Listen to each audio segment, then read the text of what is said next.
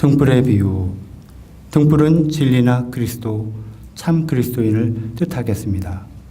등불을 함지 속에 두지 않는다는 것은 혼자만 득도해서는 안 된다는 것입니다.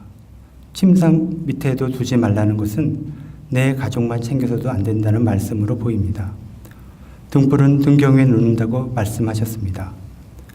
내가 거룩하니 너희도 거룩한 백성이 되어라 하셨는데, 하느님께서 선인이나 악인이나 고르게 비를 내리시듯 참 그리스도인은 사람을 가리지 않고 세상의 빛과 소금의 복음 전달 역할을 하여야 할 것입니다. 저의 경우 편견으로 정당하게 대우하지 못한 경우가 많았음을 고백합니다. 하룻강아지도 주인의 마음을 알아봅니다. 사람은 본능적으로 다른 이의 속마음을 느낄 수 있기에 형식적으로 상대를 대하면 상대방도 진심 어린 교리를 단절하게 됩니다. 상대가 형편없는 모습을 보여도 미워하기보다 연민을 가져야겠습니다. 숨겨진 것은 드러나기 마련이다 하셨습니다. 주님께서 모든 것을 아시기에 삶의 속상한 일들에 그리 애달파하지 말아야겠습니다. 가진 자는 더 받고 가진 것 없는 자는 가진 것마저 빼앗길 것이다 하였습니다. 부익부 빈일까요? 의로운 삶을 살아가면 의로움이 쌓여가고 악한 삶을 살아가면 그나마 남아있던 의로움도 훼손시켜 잃게 될 것입니다. 이것이 지속되고 주님께서 이 각각의 경우에 더해 주시면 각각 천사와 악마로 수렴하게 될 것입니다. 그렇게 가진 자는 더 받고 없는 자는 가진 것마저 빼앗기게 될 것입니다. 저절로 자라는 씨앗의 비유. 저절로 자란다는 것은 사람이 하는 것이 아닌 것을 의미하겠습니다. 곧 하느님께서 하시는 것을 의미합니다. 우리 삶의 모든 상황들이 우리 뜻대로 전개되지 않아도 슬퍼하지 말아야겠습니다. 하느님께서 당신의 심오한 계획으로 전개하심을 믿고 주님의 자녀로서 담대히 살아가고자 다짐하곤 합니다. 수학을 할 때가 있다고 합니다. 우리 그리스도교의 시간은 시작과 끝이 있는 직선으로 흐르는 시간입니다. 힌두교처럼 환생을 하지 않습니다. 그러므로 우리의 시간은 드라마틱합니다. 겨자씨의 비유. 이스라엘에서는 겨자는 아주 흔한 식물이라고 합니다. 그래서 조그만 빈 땅이라도 생기면 어디선가 겨자씨가 날아와 1.5m 정도 자랍니다. 호수 주변같이 환경이 좋은 데는 3m까지 자라고 겨자 씨앗은 새들이 좋아하는 먹이라고 합니다. 하느님 나라를 하느님의 계획으로 보면 겨자 씨와 같이 어설프기만 한 12제자를 불러 함께 생활하며 변화시켜 초대 교회를 세우시고 2000년간 오늘날처럼 자라게 하셨습니다. 개인적으로 보면 생활에 긴급한 일 때문에 말씀이 작게 보일 수 있으나 말씀이 내게 뿌려지면 영원한 가치로 자라나 어떠한 풀보다 커지듯 세상 어떤 것과도 비교될 수 없는 소중한 가치가 되어 하늘의 새처럼 놀라운 신비가 우리 삶에 깃들게 될 것입니다. 그러므로 믿음이란 말씀의 씨앗 속에 그토록 놀라운 힘이 깃들어 있음을 아는 것이 믿음이겠습니다. 비유를 들어 가르치시다. 제자들에게 따로 모든 것을 풀이해 주셨습니다. 제자들이 쉽게 알아들을 수 있도록 가르쳐 주시는 참으로 다정한 스승이셔서 듣는 이의 입장으로 가르쳐 주십니다. 나는 누군가에게 의견을 말할 때 그가 잘 알아들을 수 있도록 마음을 담아 말했는지, 내가 하고 싶은 말만 내뱉거나 나를 돋보이게 말하려고 했는지 생각해야 합니다. 풍랑을 가라앉히시다.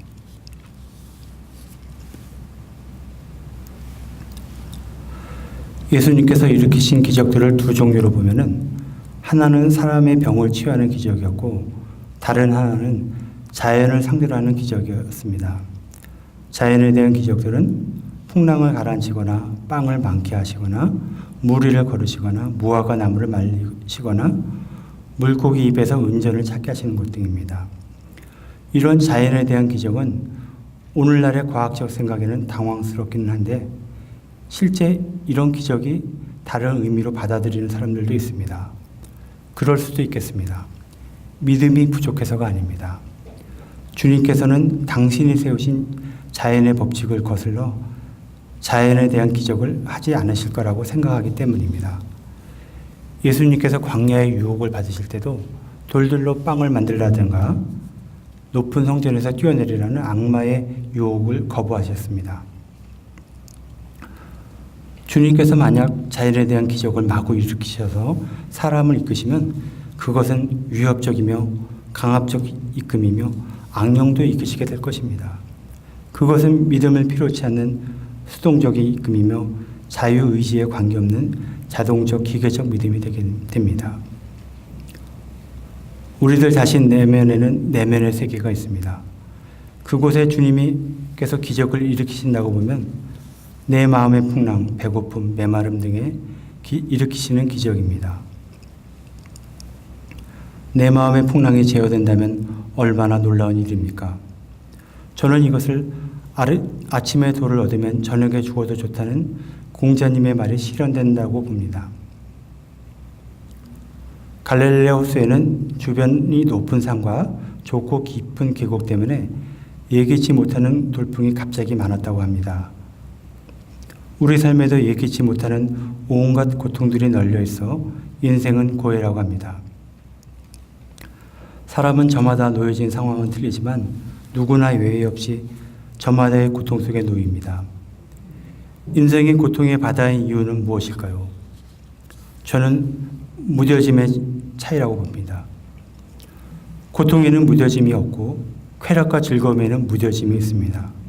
예를 들면 맛있는 빵을 10개 먹으면 즐거움은 곧 무뎌져가지고 빵이 2개, 3개만 돼도 물리게 되어서 10개째 되면 이건 고문입니다.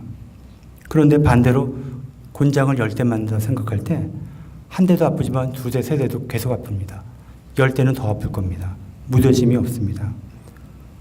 주님께서는 세상을 이렇게 만드셨습니다. 그렇기 때문에 고통과 즐거움의 균형은 고통으로 쏠릴 수밖에 없습니다. 이 반대가 저는 천국이라 생각합니다. 천국은 처음 맛본 기쁨이 다시 보고 또 다시 보고 거듭 맛보아도 처음처럼 놀랍고 새롭습니다. 얼마나 놀랐습니까? 또 거꾸로 모든 고통은 천국에서는 무뎌져서 사라져 갈 것입니다. 천국은 이사야서의 말씀처럼 이제껏 보지도 듣지도 상상하지도 못한 나라임을 알아야겠습니다. 고통은 누가 주는가? 유대인들은 예로부터 사람에게 하느님은 시련을, 악마는 유혹을 준다고 했습니다. 시련 속에 절실히 하느님을 찾게 되고 유혹은 면백수양이 극히 고행을 해도 해결되지 않고 오로지 기도로서 깨끗해짐을 체험한 경험에서 나온 듯한 말 같습니다. 본문에서 스승님 저희가 죽게 되었는데 걱정되지도 않으십니까? 제자들의 울부짖음이 있습니다. 우리가 고통 중에 주님을 찾지만 주님께서는 침묵만 유지하시는 듯 답답함을 느낄 수 있습니다. 아버지가 목사인 니체는 하느님의 침묵에 실망하여 신은 죽었다고까지 했습니다. 바오로 사도에게도 자만하지 못하게 사탄의 하수인으로 줄곧 찔러대는 가시의 고통을 주심을 볼 때 고통은 어떤 중요한 역할을 하는 것 같습니다. 눈물 젖은 빵을 먹어보지 못한 사람과는 인생을 논하지 말라 했습니다. 고통은 진중한 성숙한 인격 형성에 중요한 듯합니다. 자녀 교육에서 흔히 부모가 실수하는 게 넘치는 관심으로 힘든 것을 대신해 주므로 아이가 힘든 과정을 통해 배울 수 있는 기회를 박탈하여 아이의 인격 발달에 나쁜 영향을 끼치는 것이랍니다. 긴 겨울 추위의 고통을 경험한 사람은 봄 햇살을 즐길 수 있습니다. 그렇지만 추위를 경험하지 못한 사람은 봄 햇살의 풍요로운 의미를 알 수 없으며 그저 밋밋할 뿐입니다. 이런 생각을 이어가면 우리가 에덴에서 인큐베이터 속 아기처럼 영원히 지낸다면 주님의 놀라운 은총을 밋밋하게 느낄 수도 있겠습니다. 저희 집에 개를 한 마리 키우는데 어느 날 이 개가 작은 흰 개한테 물렸습니다. 그때부터는 우리 집 개는 작은 흰 개만 보면 경계합니다. 트라우마죠. 트라우마는 고통으로 얻는 기억이기 때문에 잊혀지지 않습니다. 사람은 더욱 그러합니다. 6.25 전란과 가난의 고통을 경험한 세대는 소박한 환경에도 행복을 크게 느낄 수 있고 그 느낌은 지속적인데 고통은 무뎌짐이 없기 때문에 고통을 통해 얻어진 깨달음 또한 무뎌짐이 없어 지속되고 영원으로 향합니다. 이 반대가 값싼 즐거움의 기억입니다. 극단적으로는 마약이 되겠습니다. 즐거움의 기억이 쉽게 잊혀지고 더 큰 자극을 주어야 같은 크기의 쾌락을 느낄 수 있습니다. 사람에게는 이런 특성이 있어가지고 그래서 주님께서 우리를 에덴에서 내치신 것 같습니다. 고통, 이 세상에서의 주님 부재의 고통. 그런데 영원에 비춰보면은 그것은 일순간의 부재입니다. 그 찰나의 고통을 통해 천국에서 주님이 우리와 영원히 함께함에 대해 무뎌짐 없는 놀라운 기쁨을 소유하게 하시려는 것입니다. 인내 없는 사랑은 사랑이 아니다 합니다. 작은 시련도 견디지 못하는 인내 없는 사람의 소유자와 결혼하려는 사람은 없을 것입니다. 에덴에서 아담과 하와를 내치실 때 가죽 옷을 입혀주셨듯 주님께서는 우리에게 고통과 함께 성령을 보내셨습니다. 그것을 잊지 말아야겠습니다. 제 생각에 이 세상에서 우리가 주님을 느끼는 것은 자장가와 같은 거라 느껴집니다. 어린 아기는 어두워지면 엄마가 보이지 않습니다. 그래서 울게 됩니다.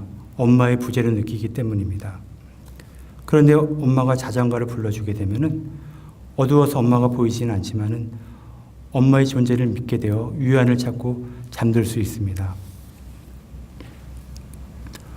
우리도 신앙생활을 열심히 하여 말씀으로 주시는 주님의 자장가가 우리에게 위안이 되고 일상에서 평화 안에 머물 수 있게 해야겠습니다.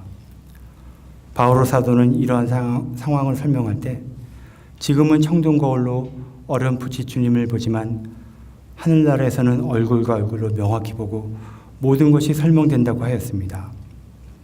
우리는 그리스도의 십자가의 죽음의 고통을 생각하며 우리 삶의 고통 속에서 절대자이신 하느님을 만남에 이룰 수 있으며 그러한 체험으로 만나는 진리여야 목숨을 걸고 의존할 수 있다고 합니다. 고통 없는 영광이란 있을 수 없고 값싼 행운일 뿐입니다. 우리 삶에 주신 고통은 어쩌면 우리 자신을 영광되게 하려 하시는 도 있겠습니다. 제가 오늘 고통에 대해 더욱 말씀드리는 이유는 서양에서는 어려서부터 지속하려만치 땡큐, 쏘리를 입에 달게 교육시킵니다. 이런 매너 교육을 많이 시켰기 때문에 물건을 살 때도 저만할 때 땡큐라고 말합니다. 그들의 생활 환경은 우리보다 훨씬 부드럽습니다.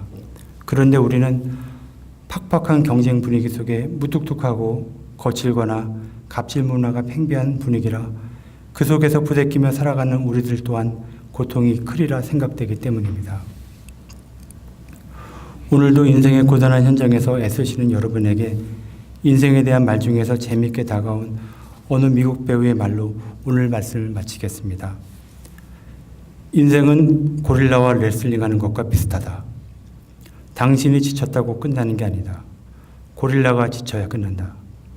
여러분 앞에 있는 고릴라가 다 지쳐 나가 떨어지도록 주님께서 힘을 주시기 바랍니다. 아멘.